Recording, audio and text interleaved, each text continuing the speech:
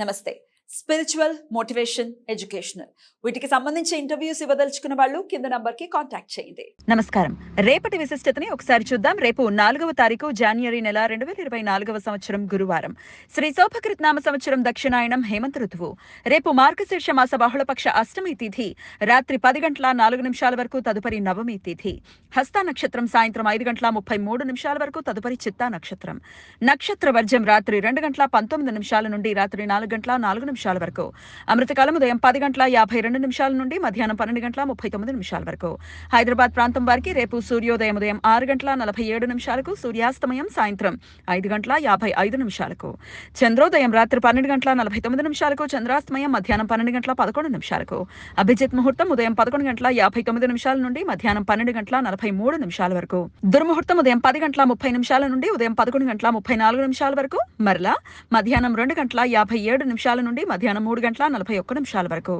రాహుకాలం మధ్యాహ్నం 1 గంట 44 నిమిషాల నుండి మధ్యాహ్నం 3 గంటల 8 నిమిషాల వరకు. గుళిక కాలం ఉదయం 9 గంటల 34 నిమిషాల నుండి ఉదయం 10 గంటల 57 నిమిషాల వరకు. యమగండ కాలం ఉదయం 6 గంటల 47 నిమిషాల నుండి ఉదయం 8 గంటల 11 నిమిషాల వరకు. రేపు అనఘాష్టమి. త్రిమూర్తి స్వరూపమైన దత్తాత్రేయ స్వామిని అనఘ అని కూడా పిలుస్తారు. దత్తాత్రేయ స్వామి వారి భార్య పేరు నది. ఆమెను అనఘాదేవి అని దత్తాత్రేయ భక్తులు భావిస్తారు. మార్గశీర్ష మాస బహుళపక్ష అష్టమి తిథి రోజు భక్తులు ఉపవాసం ఉండి అనఘాదేవిని దత్తాత్రేయ స్వామి వారికి ప్రత్యేక పూజలు చేస్తారు. ఈ వ్రతం ఆచరించడం వలన కుటుంబ ఆర్థిక సమస్యలు తొలగిపోతాయని భక్తుల విశ్వాసం.